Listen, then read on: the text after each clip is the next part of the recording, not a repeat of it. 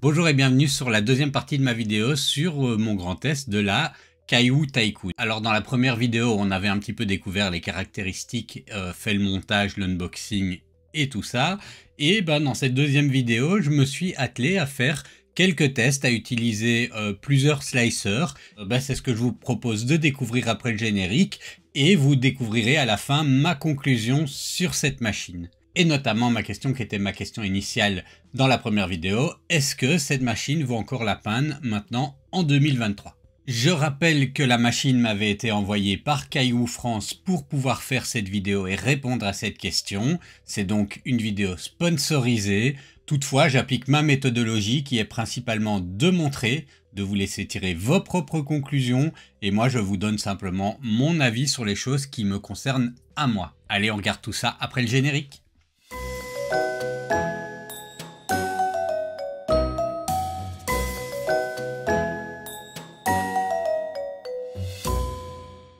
Bon alors pour m'assurer après montage que tout allait bien, j'ai lancé un premier print qui était un fichier qui était sur la carte SD fournie. C'est le fameux petit fantôme que j'avais présenté dans la vidéo précédente. Voilà, mon fils aimait bien le fantôme, il en voulait un autre. Donc tant qu'à faire, j'ai imprimé celui-là. Alors j'ai utilisé le filament fourni, donc c'est un blanc, c'est pas ce qu'il y a de meilleur pour le contraste pour la vidéo. Mais le fantôme s'est très bien passé. Bon alors c'est le fichier fourni, évidemment, mais la première couche est très belle et l'impression est vraiment plutôt pas mal.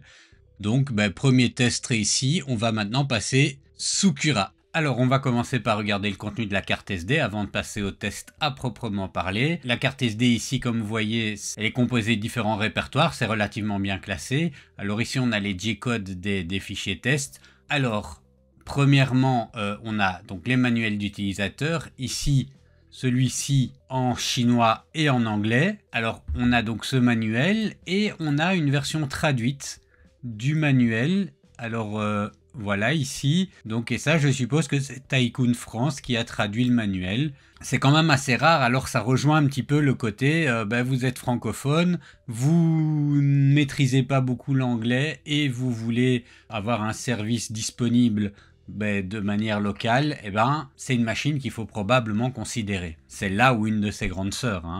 Alors donc voilà, on voit que la plupart du manuel a pu être traduit. Alors le deuxième répertoire, c'est tout ce qui concerne les slicers.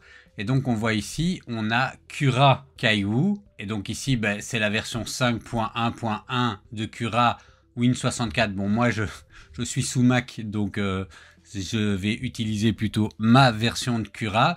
Alors moi, dans Cura, je suis en version 5.4.0, ici, donc c'est la dernière. Et Kaiwu n'est pas repris dans la liste des constructeurs d'imprimantes, ici. Donc si on vient faire, rajouter une imprimante, choisir une imprimante qui n'est pas sur le réseau, et puis on vient essayer de trouver Kaiwu, on va pas les trouver. Mais c'est pas grave, puisque la carte SD, ils fournissent les fichiers nécessaires pour ajouter l'imprimante dans Cura. Alors pour le faire, je vais pas forcément en faire une vidéo puisque vous avez en français et en anglais un petit manuel d'utilisation qui explique, alors c'est dans Cura 4.5, mais globalement c'est la même chose, qui explique en détail comment faire, comment rajouter les fichiers et tout ça et tout ça et tout ça. Alors ensuite ici on a une vidéo dans le fichier d'installation. Si je regarde, on a une jolie petite madame qui nous explique en anglais. Bon, c'est mieux pour regarder la vidéo, ou encore mieux, regarder la première partie de ma vidéo, puisque je l'explique aussi en détail comment faire. Voilà, mais bon, je suis peut-être pas aussi jolie que la madame. Alors, on a quelques fichiers modèles, un test d'habilité. Voilà, ça c'est probablement des fichiers. Alors là, c'est des fichiers qui ne sont pas slicés, donc je vais m'en servir pour faire des tests. On a, voilà, celui-ci. Gigi, c'est quoi? Ah Gigi, c'est un petit chat, tout mignon. Hop, un petit chat, un support pour téléphone et des fichiers qui ont été rajoutés par Kaiwu France. Vous voyez par exemple ici, protection du câble contre le pliage.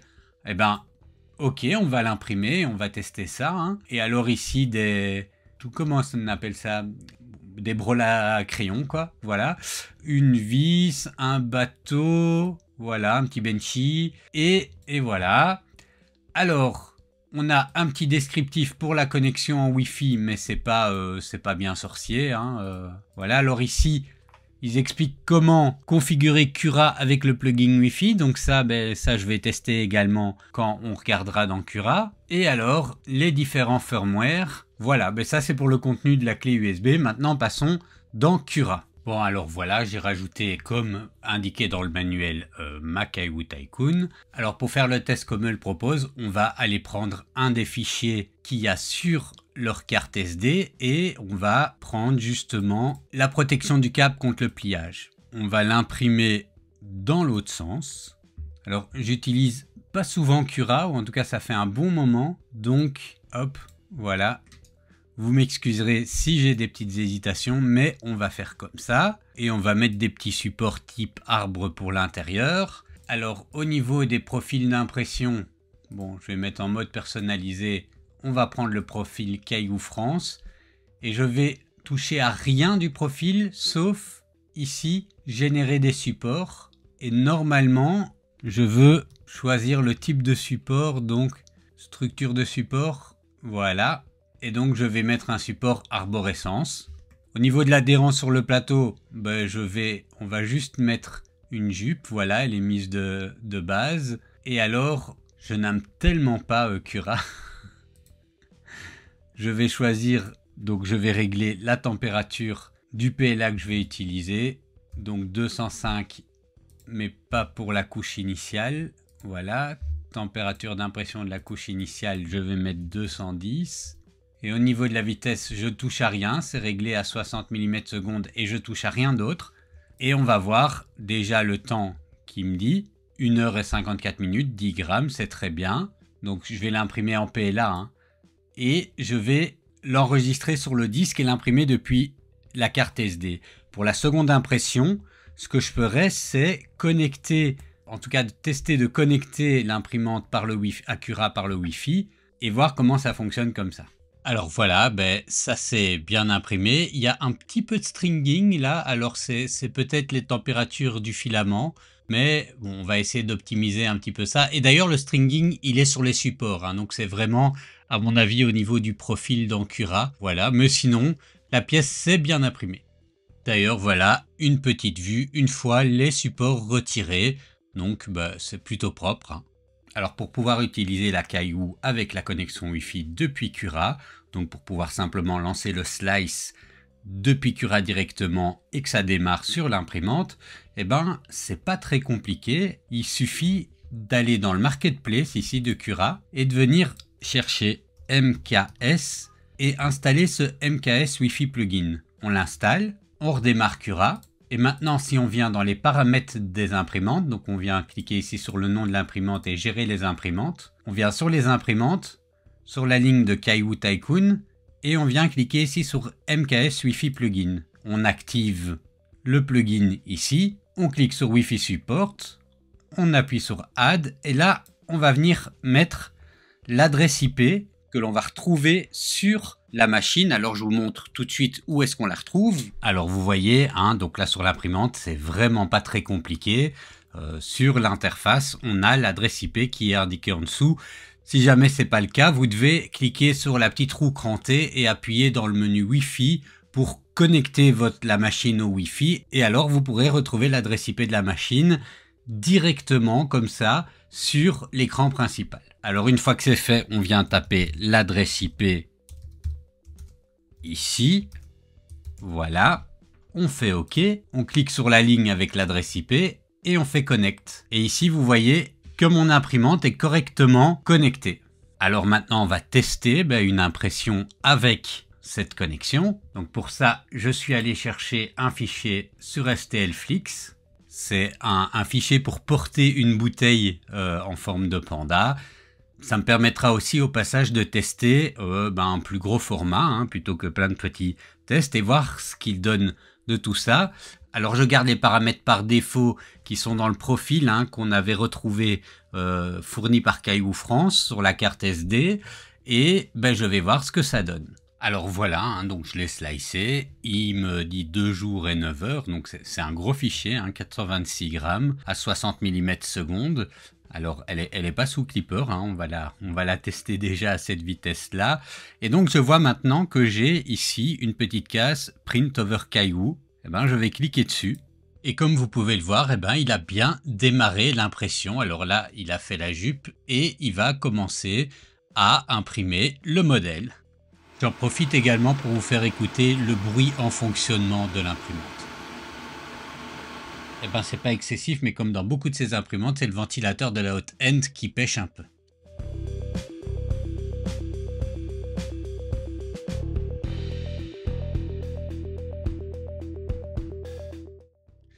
Alors voilà, ça c'est bien imprimé. J'ai un tout petit peu de stringing sur certaines parties.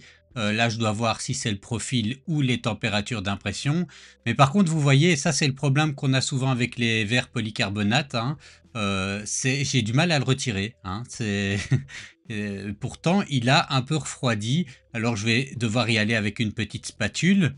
Et donc, ce sera la spatule Bultac que que je vais utiliser.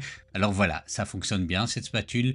Et ben, le modèle c'est bien imprimé, comme je dis, un très léger stringing sur certaines extrémités, mais rien de vraiment problématique. La première couche, alors encore une fois ici, c'est le filament fourni avec, qui est blanc, que très joli, mais qui passe pas bien à la vidéo. Mais c'est propre, hein, c'est nickel, il n'y a vraiment pas de souci de ce côté-là. Le léger stringing, mais à part ça, pas de souci. Mais bon, toutefois, je vais quand même changer ce plateau pour un plateau flexible qu'on trouve sur leur site, hein, sur le site de Caillou France. Donc je vais en commander un et je vais continuer mes tests quelques jours après quand j'aurai reçu le plateau. Bon alors voilà, j'ai reçu ce fameux plateau, donc il arrive comme ça dans une boîte, hein, c'est le Magnetic Plate. Et ben on va faire vite fait un unboxing. Alors, donc il arrive bien emballé, et alors la boîte c'est très bien parce que je vais pouvoir remettre le plateau en verre en polycarbonate dessus. Alors c'est un plateau magnétique qui est extrêmement souple, hein, donc c'est pas comme les feuilles en PEI un peu métalliques. Donc c'est un plateau qui est extrêmement souple et qui est composé de deux parties, une partie autocollante aimantée et ben, la plaque qui elle-même va se fixer dessus. Ben donc la première chose que je vais devoir faire, c'est le coller sur l'imprimante.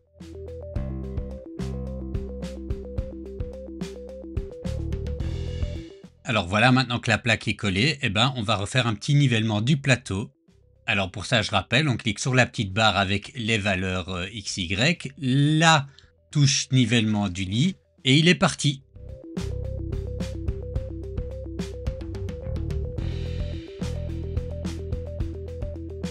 Alors vu qu'on a vu que ça fonctionnait dans Cura et que je n'aime pas utiliser Cura, je vais l'utiliser avec Orca Slicer. Alors je n'ai pas trouvé de profil, donc je vais faire mon profil pour Orca Slicer. Alors avec Orca Slicer, on a quand même la possibilité facilement de pouvoir le faire. L'imprimante, la Tycoon est sur Marlin, donc je vais utiliser Marlin en 04. Je viens rajouter ici une custom printer. Et voilà, et on a un plateau qui n'est pas beau et qui ne s'appelle pas Caillou. Donc ce que je vais faire, c'est que je vais venir le personnaliser. Alors pour faire ça, je viens cliquer ici. Je viens définir la taille de mon plateau. Donc je vais prendre simplement ce que je vois chez Cura, hein. Donc je suis sur 240 sur 240 sur 230. Donc 240 sur 240, l'origine étant à 00. Et alors, j'ai pas l'illustration de mon plateau. Vu que ça me frustre un petit peu, qu'est-ce que je vais faire? Eh ben, je vais me faire la texture. Alors pour ça, vous voyez, j'ai ici le PNG avec la texture de chez Creality. Je vais le changer avec Photoshop.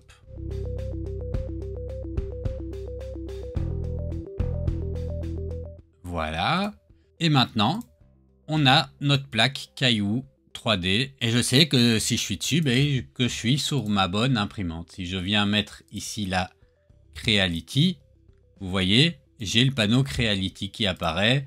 Et la Kiddy, je suis sur la Kiddy. Je viens maintenant changer le J-code de démarrage et de fin d'impression. Là aussi, je ne vais pas me casser la tête, je vais reprendre ce qu'il y a chez Cura. Je le fais ici comme ça pour vous montrer facilement. Je vais certainement après personnaliser un peu mon J-code de démarrage et de fin. Mais pour le moment, je vais rester avec ce qu'on trouve dans le profil fourni par Caillou. Au niveau du Hot 10, je ne vais pour le moment rien changer et je testerai pour voir si ça va comme ça. Et par contre, au niveau des vitesses maximales, on va peut-être un petit peu diminuer. Et je vais prendre les valeurs qui étaient également dans le profil de Caillou pour Cura. Et voilà, je me suis fait mon petit profil à moi. Alors ce qu'on va encore faire, c'est venir configurer la connexion au Wi-Fi, puisqu'on avait réussi à le faire avec Cura. Donc je reprends ici, je mets la même adresse IP, le type d'hôte c'est un MKS. Et si je fais tester, voilà, il se connecte correctement. Et je vais tester une impression, donc l'impression de ce Rob Bowl. Donc un bol en forme de corde. Et voilà, a priori l'impression est prête. Je découpe le plateau.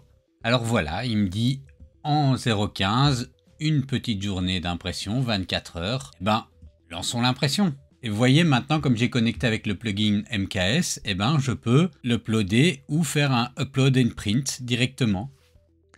Alors voilà, ben, ça c'est bien imprimé, ça tient bien. Mais vous voyez, grâce au plateau magnétique, eh ben, maintenant c'est bien plus facile. Puisque voilà, j'ai qu'à le décoller comme ça. Alors l'impression s'est bien passée, mais il y a pas mal de stringing. Alors ce que je vais faire, c'est imprimer, je vais essayer de modifier les paramètres dans Orca Slicer et imprimer une petite tour de test pour corriger tout ça un maximum. Bon, alors vous l'avez vu, l'impression s'est bien passée. Alors le profil dans Orca Slicer pour la Caillou a donné une impression correcte, mais pas nickel, notamment au niveau du stringing. Vous avez vu, on avait quand même pas mal de stringing. Et ceci, j'ai deux pistes. Et on va modifier ici le profil. Au niveau des paramètres comme ça de l'imprimante, et quand on vient cliquer sur Hot End, on peut modifier le paramètre de rétractation. Alors vous vous souvenez que j'ai pris le modèle Marlin standard dans Orca Slicer pour faire le profil Caillou et j'ai pas été regarder la longueur de rétractation. Alors au niveau des paramètres de rétractation, ici ceux qui proposent au départ, je suis pas convaincu que ce soit les meilleurs. Donc je vais adapter. Pour du direct drive, je dirais qu'il faut être entre 3 et 4 mm. Donc je vais mettre à 4 mm et on ajustera après s'il faut. Et alors en vitesse de rétractation, je vais aller un peu moins vite et j'irai à 25 mm par seconde. Donc ça, c'est déjà un premier paramètre sur lequel on peut travailler. Alors le second, c'est peut-être au niveau de la température d'extrusion. Bon, ici, elle n'était pas très élevée, mais toutefois, je vais quand même essayer de diminuer un peu. Donc je vais mettre en couche initiale 205 et en couche normale 200. Et je vais réessayer comme ceci. Alors, pour réessayer, histoire de ne pas utiliser trop de filaments, je vais directement faire un test de stringing. Alors je ne vais pas utiliser un test intégré d'Orca Slicer et pas non plus les tests de stringing qui me permettent de vérifier étape par étape chaque paramètre. Je vais partir du principe que je vais mettre selon ces paramètres là, je vais mettre en 0,2 et regarder le résultat sur un fichier comme celui-ci où il va passer d'une tête à l'autre comme ça, tac, tac, tac, tac, tac, tac, tac, et voir si comme ça donne quelque chose d'acceptable. Bon, voilà ce que ça donne. Alors, c'est pas parfait, mais en tout cas, il n'y a plus de stringing, il n'y a pas de gros stringing entre les pylônes. Encore un peu d'ajustement et ce sera bon. Alors, pour le grand final, et parce qu'il faut bien que je m'arrête un petit peu avec les tests, sinon cette vidéo serait beaucoup trop longue, je vais essayer d'imprimer ce fichier. C'est donc une espèce d'applique murale qui est divisée en plusieurs parties. Alors, j'ai déjà fait le découpage, vous voyez, ici. Et j'en ai sur les différentes pièces pour 1,4 kg et pour à peu près 5 jours d'impression. Donc en imprimant les 4 plateaux. Et normalement, donc je vais commencer par la tête. Alors je vais essayer de tester plusieurs choses avec cette impression. Premièrement, est-ce que est-ce qu'elle va donner bien avec quelque chose d'un peu complexe comme ça. Ensuite, il y a des plateaux pour lesquels j'ai mis des supports et d'autres pour lesquels j'en ai pas mis. Alors au pire je réimprimerai les pièces, mais ça me permet de tester, de pas faire un petit test de support. Moi j'aime bien tester en situation réelle et quitte à perdre un peu de filament, surtout quand je fais un test vidéo. Et donc par exemple celle-ci je ne mettrai pas du tout de support et je vais voir ce que ça donne. Ensuite normalement à deux moments, puisqu'il y a 1,4 kg, je vais être en manque de filament. Alors je vais essayer premièrement de changer de filament en utilisant un autre filament, une autre marque pour voir si... voilà, je vais m'amuser et après voir comment fonctionne cette reprise d'impression après une fin de filament. Donc je lance cette impression et puis je vous vois après pour la conclusion de cette impression et puis la conclusion de cette vidéo. Bon alors voilà, ça c'est la dernière pièce, donc le dernier plateau. Comme vous pouvez voir, ça c'est bien imprimé. Je vous montrerai juste après toutes les pièces imprimées. Mais ça c'est bien imprimé et les supports, bon, ça c'est la couche du fond un peu texturée grâce au plateau magnétique et aucun problème avec les surplombs, la qualité est bonne en 0,15 donc pour moi c'est encore un test réussi. Alors voilà, ça ce sont toutes les pièces imprimées. Au final, l'impression s'est très bien passée. Alors là, vous pouvez voir que j'ai dû changer de filament de couleur. J'ai mis un filament orange et ça n'a pas posé de problème. Et j'ai comme ça toutes mes pièces qui sont... Alors, j'ai encore oublié un petit bout de filament arbre, là, je vois, en enregistrant ma voix off. Mais voilà, vous pouvez constater que ça s'est imprimé correctement. Alors, quelle conclusion après, après plus de 2 mois d'utilisation de cette imprimante? Alors, j'avais un a priori positif, je l'ai dit dans la première partie de la vidéo, et pas uniquement, et pas du tout en fait parce qu'elle m'avait été envoyée gratuitement, mais vraiment parce que c'était une imprimante avec un certain caractère, quelque chose que j'aime vraiment beaucoup sur cette imprimante. Je sais que ça existe sur d'autres imprimantes, notamment chez les Sovol, il me semble, c'est la roue là pour l'extrudeur. Je trouve ça tellement génial et tellement facile, notamment pour faire... rentrer, sortir le filament, enfin voilà, ça c'est vraiment quelque chose qui est bien. Vous l'avez vu, c'est une imprimante qui d'un point de vue technique se défendait énormément quand elle est sortie il y a 2 ans à peu près, et qui se défend encore vraiment beaucoup aujourd'hui par rapport à ce qui existe sur le marché.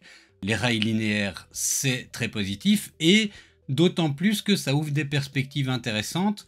On est un peu dans cette période de tout le monde veut passer à Clipper. Je sais que du côté de chez Caillou France, ils font des tests pour voir si on peut clipperiser la machine. Il doit être possible, alors moi j'ai pas essayé, mais il doit être possible d'essayer avec les fameux clipper pads ou autres de faire quelque chose. En tout cas, elle a comme ça une infrastructure qui est très pertinente et notamment au regard de cette volonté d'aller plus vite. Alors en l'état, elle ne va pas très très vite. Elle va, moi je ne l'ai pas poussé au-delà de 60 mm/s, ce qui est un bon compromis entre la vitesse et la qualité. Alors oui, ça peut paraître ridicule quand on entend toutes les sirènes du marketing des grosses boîtes qui nous sortent des imprimantes qui peuvent imprimer à 180 mm/s, mais voilà, le lièvre et la tortue, tout ça. Enfin voilà, je suis pas quelqu'un qui prend beaucoup de risques et donc je prends pas forcément des risques non plus avec mes vitesses d'impression. Alors la question que je m'étais posée en entrée de jeu, c'était est-ce qu'en 2023 cette imprimante est encore pertinente? Oui, pourquoi? Parce qu'elle est pertinente pour les débutants et les grands débutants. Et pour ceux qui veulent une machine bien équipée, avec des technologies qui sont intéressantes dedans, il y a une carte Wi-Fi intégrée, je l'ai dit, les rails linéaires, un extrudeur full métal, la roue d'extrusion.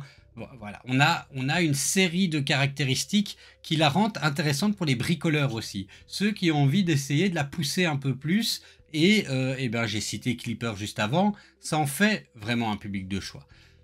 Les grands débutants et surtout les débutants francophones qui vivent qui vivent en France ou pas trop loin, c'est aussi quelque chose qui est intéressant, et les collectivités aussi, je l'avais cité dans la première vidéo, parce que en tant que tel, vous allez me dire ouais, elle vaut sur le site, je crois que c'était 349 €.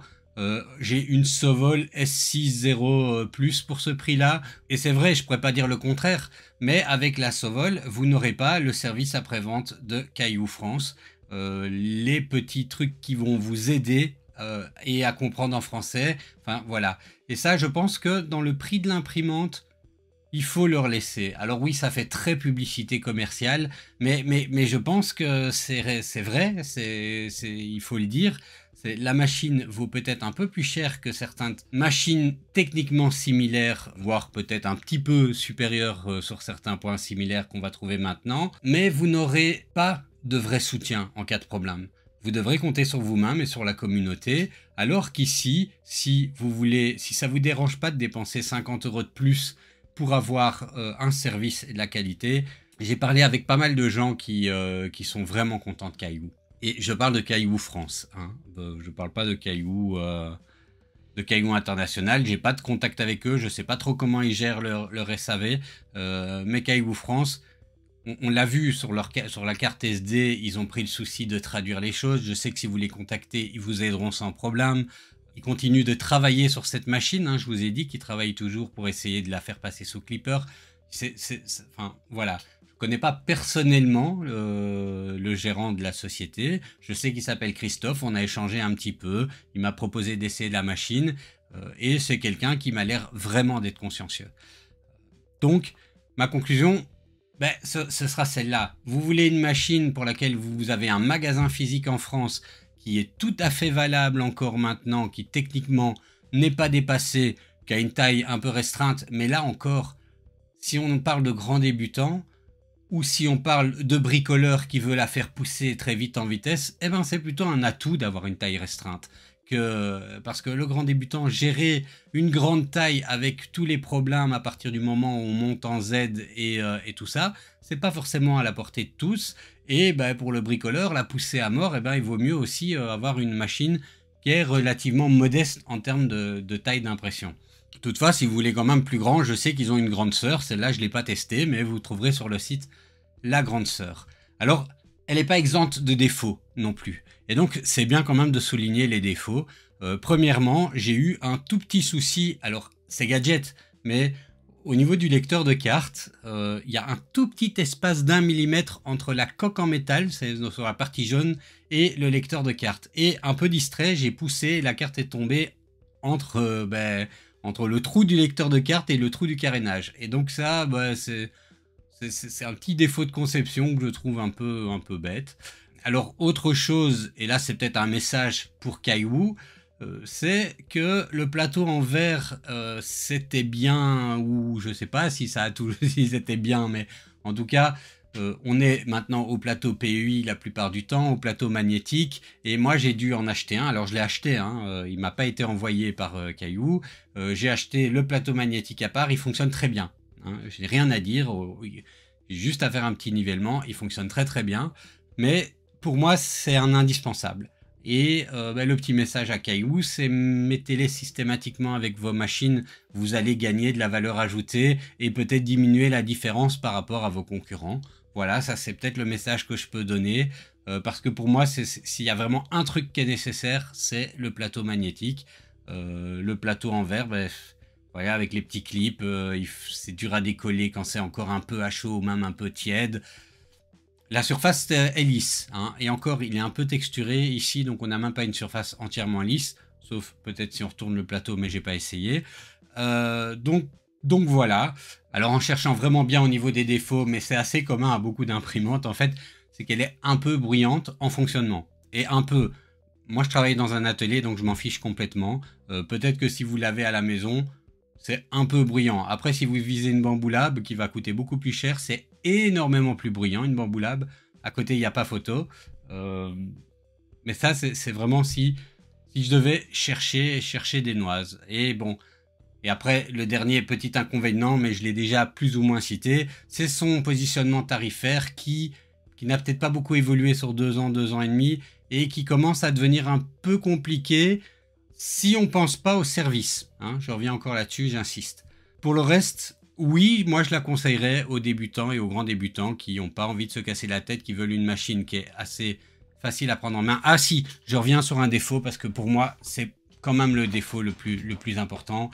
Alors j'ai eu un contact avec Christophe de Caillou France qui m'a expliqué que c'était à la demande des clients, donc ça on peut leur reconnaître, ils sont réactifs par rapport aux clients, mais l'écran, moi je l'avais dit hein, dans la première vidéo, tiens je suis un peu perturbé par rapport à cet écran parce que il a l'air assez complexe et pour un grand débutant, on s'y fait, hein, c'est pas complètement rédhibitoire, on peut s'y prendre la main, mais je le trouve pas très intuitif. Et aller dans des menus textuels comme ça, à défiler, et en plus avec des gros doigts comme les miens, alors faut prendre un petit stylet, mais je le trouve pas le plus intuitif. Voilà, donc et je sais qu'ils en avaient un autre plus graphique, mais auquel il manquait beaucoup d'options. Alors maintenant vous avez beaucoup d'options, et je vous renvoie à la première vidéo si vous voulez voir un petit peu plus ce qu'il y a derrière. Mais alors peut-être au détriment d'une manière plus intuitive de l'utiliser. Voilà pour la conclusion de cette vidéo. Bon, comme d'habitude, hein, du pour, du contre. Une machine qui reste très valable en 2023, que j'utiliserai dans l'atelier, notamment pour les petits projets pour lesquels je peux me permettre de laisser imprimer pendant un petit moment. C'est vrai que des fois, quand je reçois des machines, je les revends parce que j'ai pas la place dans l'atelier et ça me permet de couvrir un peu les frais de fonctionnement que je peux avoir pour les matières premières et tout ça. Mais celle-là, je la revendrai pas parce que je l'aime bien. J'ai failli l'offrir pour le concours en me disant, bah, tiens, j'ai envie qu'il y ait une machine. Et heureusement, Caillou France a offert une Caillou Slim pour le concours anniversaire de ma chaîne. Donc je n'ai pas à m'en séparer. Bon, alors voilà, elle restera un peu comme une mascotte dans mon atelier. Et oui, j'avais un a priori positif et je continue à avoir un a priori très positif vis-à-vis de Caillou France. Et ceux qui pensent que je suis vendu, bah tant pis, hein. En attendant, voilà, je vais pas dire du mal de quelque chose qu'il ne faut pas critiquer. Bon, alors je viens rajouter un petit élément à cette conclusion, puisque j'ai eu l'occasion de discuter avec Christophe de Caillou France, et il m'a signalé que suite à différents retours, et notamment le mien, il allait décider de diminuer à partir de septembre de 50 € le prix des deux machines, donc de la Caillou Slim et de la Caillou normale, donc le prix sera diminué, donc ma conclusion peut déjà être un peu modérée par rapport à ça, et je pense aussi, mais c'est à vérifier sur leur site, qu'ils vont faire une promotion pour les X premiers acheteurs où ils vont offrir le plateau magnétique avec un certain nombre de commandes. Donc voilà, c'est plutôt... Je voulais rajouter ça de un parce qu'on est dans le cadre de ce partenariat et que je trouve tout à fait correct vis-à-vis de lui de modérer ce que j'ai dit aux engagements qu'il a pris, et ensuite parce que pour vous ça peut être intéressant de le savoir si cette machine vous intéresse. Voilà, j'ai terminé avec ma conclusion et avec cette vidéo. Je vous remercie d'avoir regardé. Si vous voulez voir la première partie, je vous mets une petite fiche en haut qui vous permet d'y accéder directement, et je vous dis à la prochaine vidéo.